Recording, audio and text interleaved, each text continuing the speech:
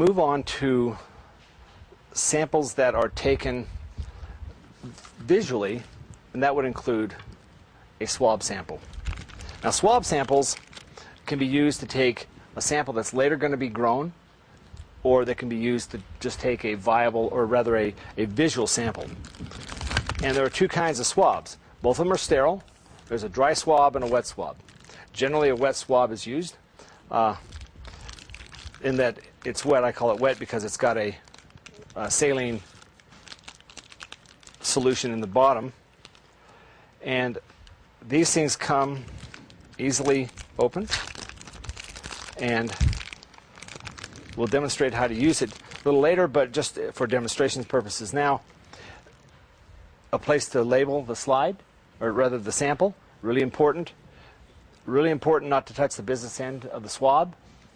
Be prepared when you take it out that you're very careful and have already your sampling in mind and your labeling done. Yeah, you're ready to go. That you're ready to go. That's the last thing you do before you actually touch the sample area. That's right. Then it can, after the sampling is done, you can put it in your swab case and send it in. So, as I say, that can be used in a quantitative way also. Some people will take a swab of 2 square inches and they'll send it in, and they'll want to know how many viable colonies there are in 2 square inches. That's acceptable. Other people will just want to know what it is. They use it as a viable, as a visual sample, like a tape, and they'll use it in lieu of a tape. One of the things I should mention, that when you do a tape lift, any kind of a visual sample, whether you're using Scotch tape, the prepared tape media with the slide, or the swab, that you don't oversample. Most people don't understand the idea that microscopy looks at very, very small things. We're magnifying things 600 times the original size. So if you can see it, you have too much. That's my kind of my mantra, because a lot of people will think, well, gee, if a little's good, a lot's better. That's not true. All a lot does is keep the analyst from being able to see everything. So it's a lot better to be gentle than to try to get as much as possible, because we're gonna ignore 99.99% of all the things that are on this tape, because we can't possibly see them all. So if you oversample, we're gonna have a hard time, and we'll miss the subtleties. And so take your time. You don't have to push hard. All you need to do is to pick up the sample. The same way with the swab. It's a gentle touch. You're not smearing your swab around. You're not spinning the swab around and getting a good scrubbing of the wall there. You're really just getting that gentle touch in and out. Gentle touch is all you need. Now, you can swirl the swab if all you want is a visual and it all is the same color or same, if you think it's the same kind of mold.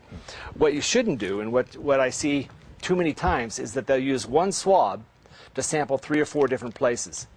And then they get an answer back, and they'll say, well, gee, you know, there should be more on there because I sampled 4 places. Now, this is a one-spot sampler. Use 4 swabs if you're going to sample 4 places. That's very important, because your data, it's important to remember that you're collecting data, and you want the data to get back to you in a way that you can interpret it. And so if you mess up the sampling, and you're gonna get an answer that you're not prepared for, and the interpretation is going to be worthless, and therefore your whole inspection will have gone awry. Next, we have viable samplers. I've brought 2 today. One requiring an Anderson type single stage impactor, as so-called. Another one is a biocassette that MLab puts out, which does not require the Anderson type sampler. The idea is the same as the non-viables. It takes a known volume of air for a known time, and so you get a quantitative result. These are only going to grow the things that are alive, and the media is selected to grow most things that are water-loving. Media selection is kind of a complicated idea, but most people use malt extract agar, or MEA.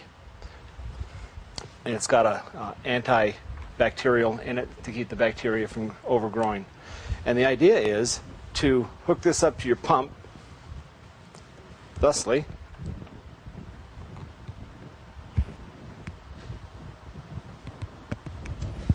That hooks to your pump. And inside, you've got, take this top off. And this is a 400 hole impactor.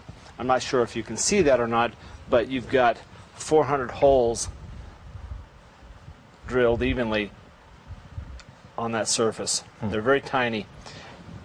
And so what the idea is to take a pre-poured plate, sterile plate. It's placed in the impactor, and you put it back together, and then you draw air for a known amount of time. We will detail this a little bit later. Then, of course, it's covered up, labeled, and sent in. For this impactor, it obviates the need of having to go use this device, because these are disposable. This device is used over and over again, and this device peels off. There are your holes. I think this is 320 holes.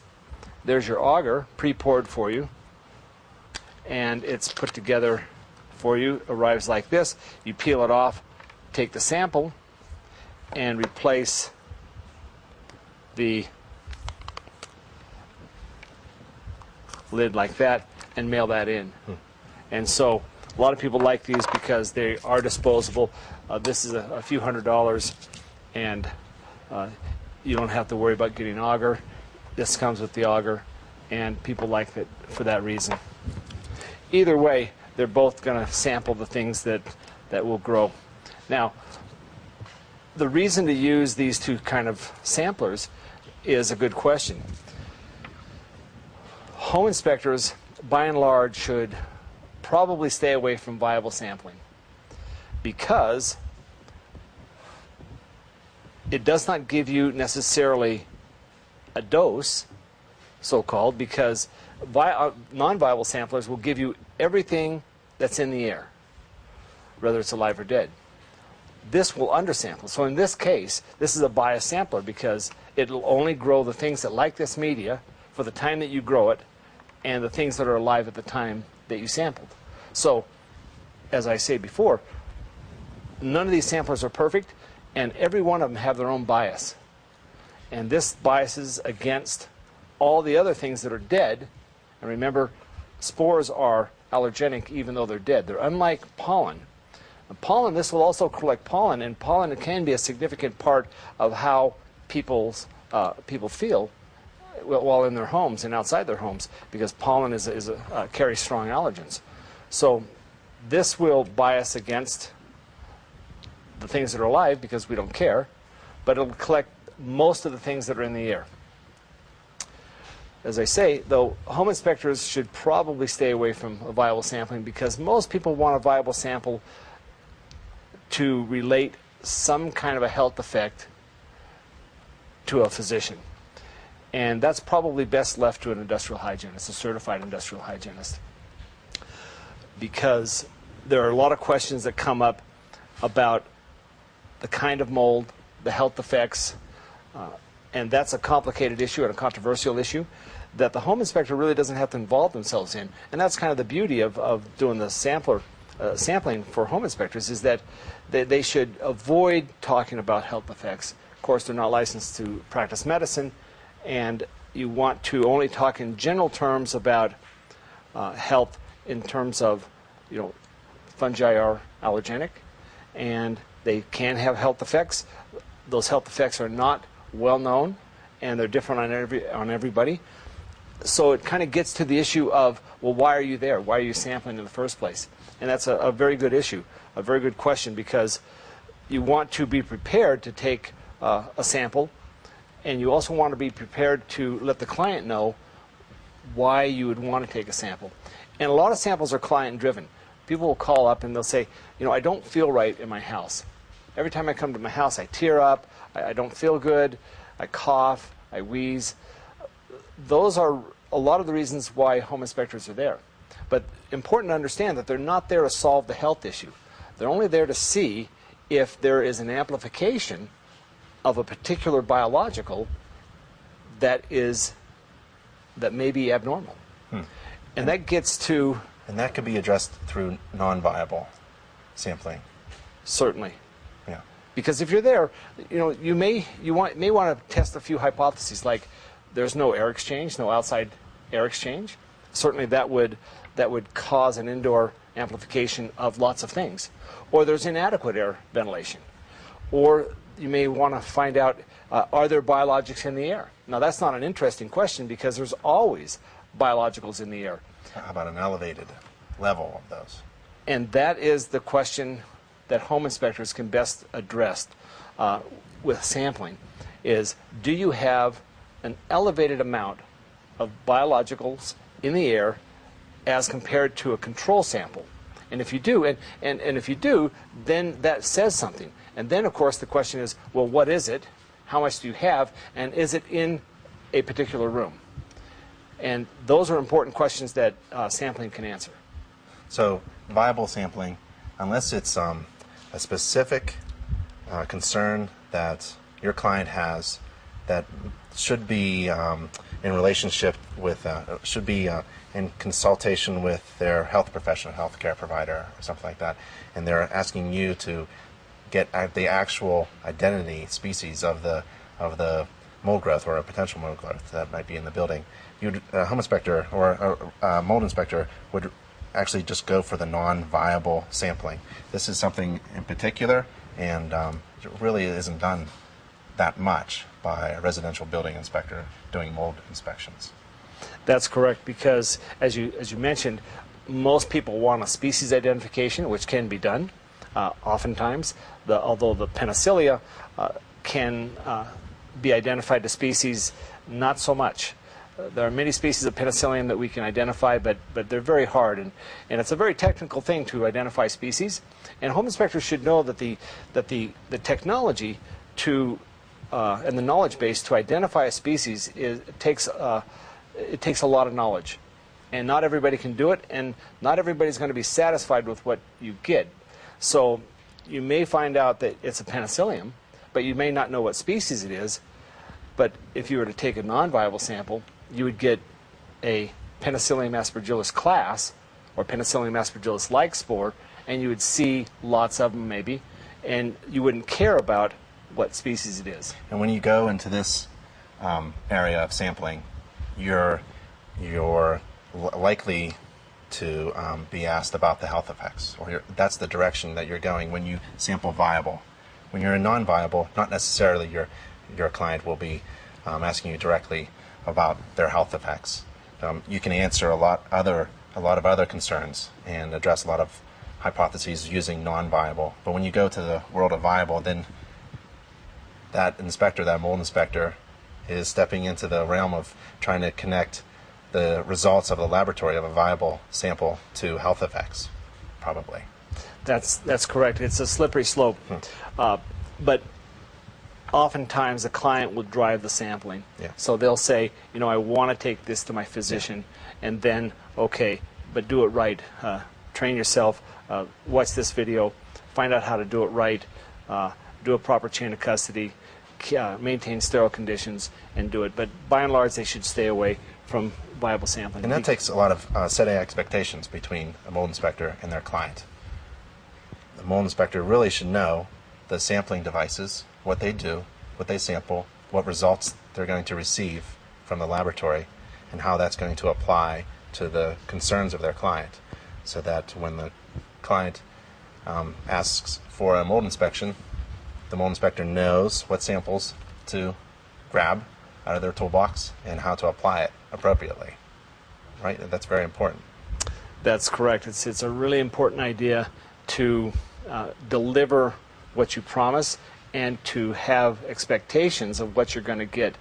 And so the communication between the homeowner and the home inspector is really important, and that's why it's important for the home inspector to know the limitations of his devices, exactly what he's going to use, and what he can promise to the client. Because while these don't give you specific notions about mold, they do give you how many, the variety. They can tell you also things about the environment that viable sampling can't, like, do you have a lot of dust? Do you have a lot of oil in the air from your compressor failing? Do you have a lot of rubber particles? Do you have a lot of starch? You know, a lot of things can be, and those can be quantified in this kind of a sampler. So, you know, just finding biologics is uninteresting, you know, because we know we're going to find some mold. It's unusual not to find mold. It's possible, but it's unusual to find mold in most normal situations. But what you want to know is it amplified with respect to another area, a control sample, and what other things are there, and that could be affecting how you feel.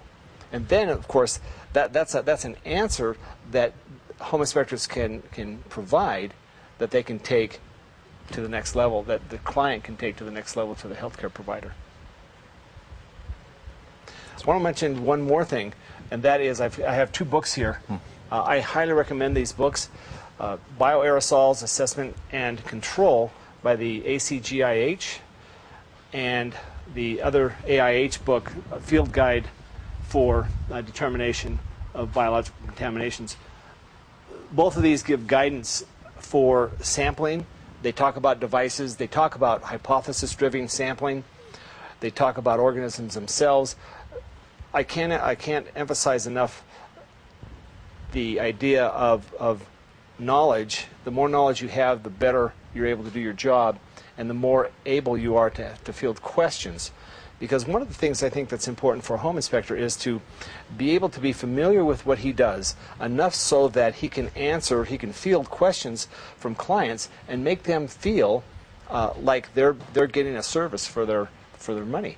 And it also is important because the client, the home inspector, becomes more of an expert in what they do. Instead of just you know, a hammer and a screwdriver, they understand the subtleties of why they want to do these sampling protocols. And I think that if you show up with a professional kit and know what you do and are able to execute what you know, I think it drives a lot of confidence home to the client, and it's important to do that. So where do you want to go from now, from here? Well, why don't we show how to calibrate a pump? Okay. And because that's important for both of these devices that take air. Okay. So let's set up this pump and see how it works. So Dr. Shane, we have a pump here. I see we have it plugged in so we can run it. We have a tube, we have a tripod, and some gauge there. So why don't you tell us how to work the pump? Okay, this is a high vol pump. It's got a rotometer so that you can make sure that you are sampling the right amount of air. You're going to want to have a timing device as well. Exact timing is not that critical. You want to get as exact as possible, but you know, you don't have to cut this off at the exact millisecond that the time runs out. Try to be as close as possible, but you want some kind of a stopwatch or second-hand watch to regulate the time. You can set it for 10 minutes, turn it on, and then it turns off in 10 minutes? That's correct. Inline timers are always a good thing. That way you can leave it unattended and come back and find it. I should mention too that we talked a little bit about control samples. When you get set up in a house, you want to make sure that you've got power, but you also want to make sure you've got power outside, because it's my opinion that you should take any control sample outside before you sample inside. Especially if the weather's kind of sketchy, you want to make sure that you take a good control sample outside, because if you're inside for an hour or so and the weather changes and now you can't take an outside control sample, you're stuck without a control sample. So always take a control sample, I think, before you go into the house. So here we have this pump, and it comes with Tygon tubing, a tripod. That's just to be able to get it to a breathing level, 3 to 5 feet. It holds the sampler, the sample device, so that you don't have to. It won't roll off. Nothing will happen to it. It keeps it above any animals that are walking around. So it's a good idea to keep it in this tripod. So, important about the pump. Number one, you want to make sure that you keep a log of your pump. You want to make sure that you calibrate this pump to a primary calibration standard once a year. Why? Because this rotometer is, well, pretty good. There will be drift. There'll be drift in the motor capacity, and you want to make sure that when you say you have 5 liters or 10 liters of air coming through here, that it actually is. And pumps do change. So they must be sent back to calibration. I know there are a couple of labs, including ours, that calibrate the pumps. We give a certificate with it. And we have a primary calibrations pump that has traceable to a NIST calibration, National Institute of Standards, which is very important. As well as, and this is where your log comes in, your permanent log. I think you should, at very minimum, calibrate and record your pump once a day. Some people will calibrate it before and after they take a sample. That's okay too. It takes a lot more paperwork. I know that home inspectors want to do that, but it just saves so much in the long run. Just to be careful. Good technique always pays dividends. So you're going to want to take your sample, or your pump, record the date and the time and the flow rate at least once a day, and especially if you have to drive a long ways to and this is jumping around in the back of your truck and your toolbox, it's always a good idea to calibrate it. And that's a very simple thing to do. You turn it on, and you want to make sure that you've got, here's the pin, and you can see that this pump will change its flow rate depending on how you tweak it. Now, one of the things that you'll want to do is you'll want to get your bubble right in the middle of the line, and you want to make sure it's stable. So you want to let go of it, let go of the stem, because you can see as I touch that stem, that bubble will change. So you want to make sure you let go of it, you bring it to where you need it to be, and then you're ready to sample. Now, you notice that I did not have a cassette here, and you must have a cassette here before you calibrate, because you want to calibrate at the same parameters that you're going to sample with.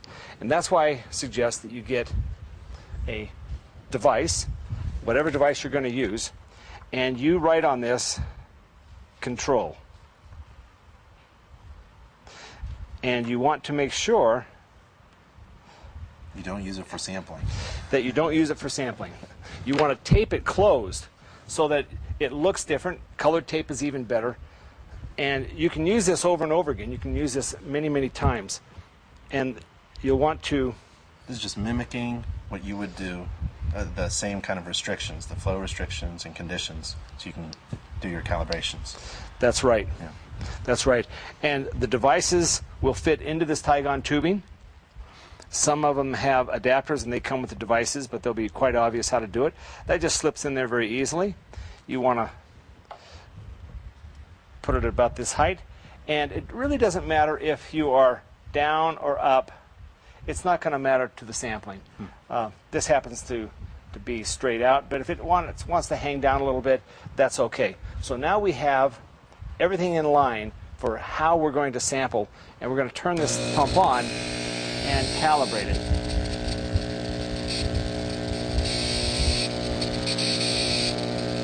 And you're going to want to let it run for a little bit to make sure that it doesn't change. And just to make sure. And then personally, I like to turn it off and turn it back on to make sure it comes back to the same place. And this one did not. So that's why I like to do that. So it's up there now.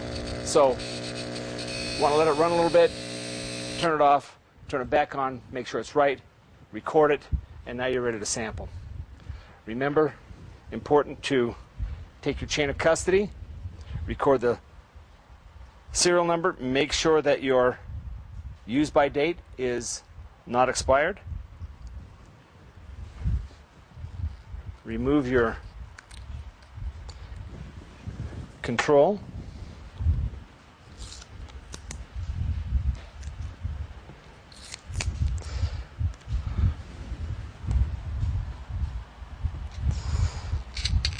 Place it on, making sure nothing's obstructing the inlet. Get your timer ready, turn it on, re-verify that it comes to the right position, and let it run. Turn it off, remove it,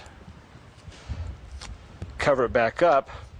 And I should mention too that make sure that if you've been working in the basement, you've been crawling around, make sure that your hands are clean, dust-free before you go and touch the device, because we get a lot of samples that are cross-contaminated from other places in the building when inspectors come and they don't clean up and they take the device off. In fact, make sure that the device is off when you come from another area of the house, wherever you've been, especially if you're touching things, so that you don't walk up and your clothes are shedding spores, and now you've got a story that you can't reconstruct.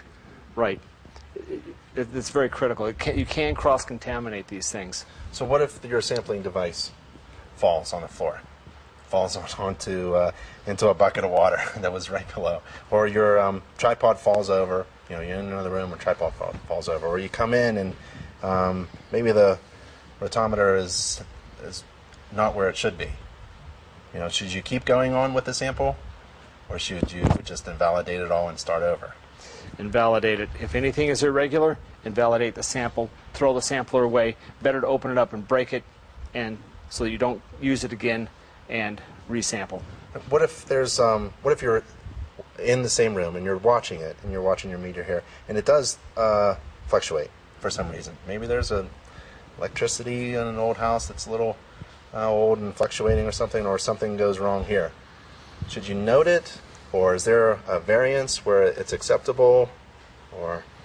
No, it should not vary. If it varies, you should resample. Figure it out. If you suspect that, you might want to let it run for a while before you sample and to watch it. But if it varies, then you're not getting the flow rate that you expect, and therefore, on the chain of custody, if you're saying it's 150 liters, you may have sampled more or less, and then you're getting a report that doesn't make any sense. Now, the sampling device is exchanged. These are disposable. You put a new one in and take the sampled one out. How about the tube? The tube stays the same. You can use it and use it over and over again. You need to blow anything out, alcohol, or? No, the tube can stay the same.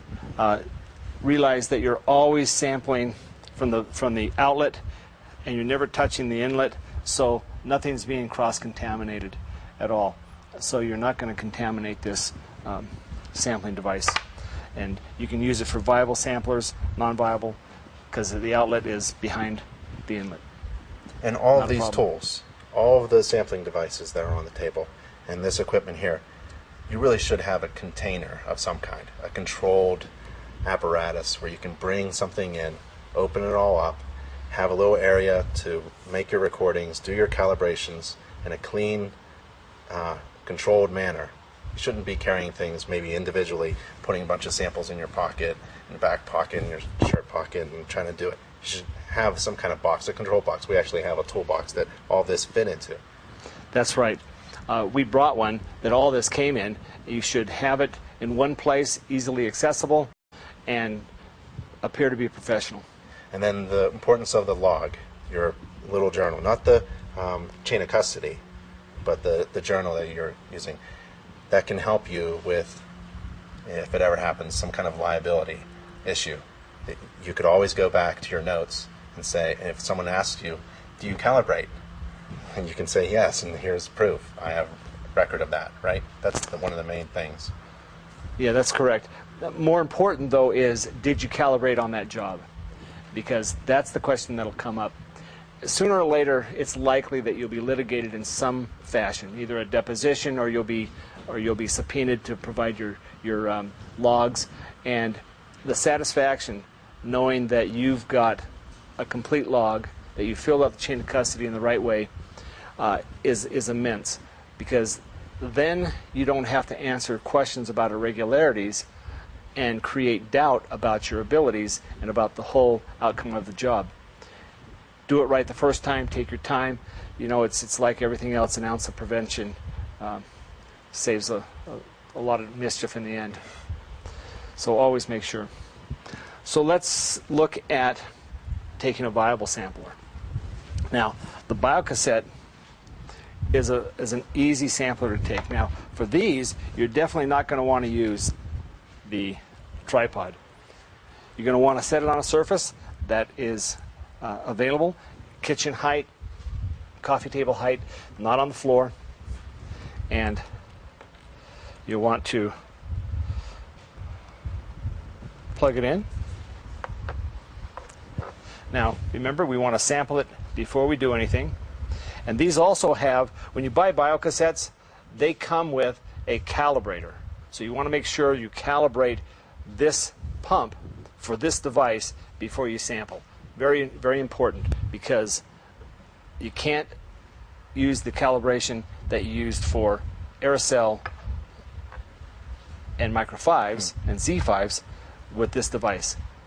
In fact, the flow rate's so different. These are usually 28.3 liters a minute. And so it just won't work. So you need to use the calibrator that comes with the device. And of course, it's easy, as we showed earlier. You take this off. You make sure you lay it in a dust-free, clean environment. You take your sample. Now, I'm doing this without gloves, but it's not a bad idea to use gloves if you want to, but sterile gloves. But mostly you want to make sure that you're not touching anything that could be pulled into the impactor. Then, of course, this, you can peel this off. Only touch it by the edges. Put it on. And send it in. And they'll incubate that. The Anderson... That's an Anderson one. That's what they call Andersons. This is a so-called Anderson impactor. And important about this is that these do cross-contaminate. So you want to make sure that you've got an alcohol wipe, because between each sampling, you must sterilize this. And it's a very simple thing to do. You want to... Because this is a container. You're not shipping this to the laboratory. That's right. You're using this over and over again for every sample, each sample. That's right. So this is a forever sampler. And so you want to make sure that you wipe it down well.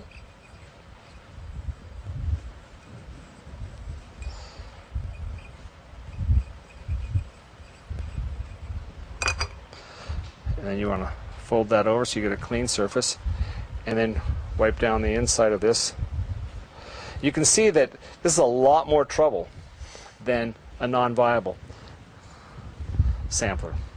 So now that will dry. It dries very quickly. Then you take your poured plate that's sterile, place it in. There are 3 tabs there you place it on. Replace the parts of the device with the clamps so that it will not come apart. You want to make sure that you don't touch anything on the inlet.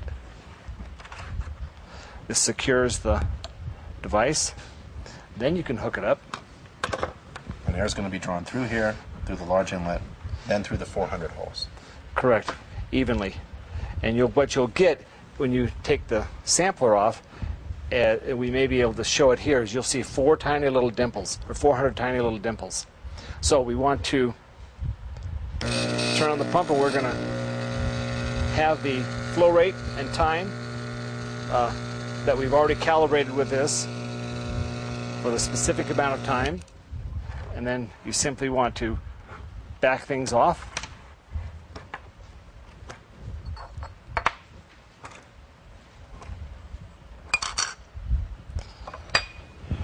Replace the lid. Notice that I put the lid face down, not up like that.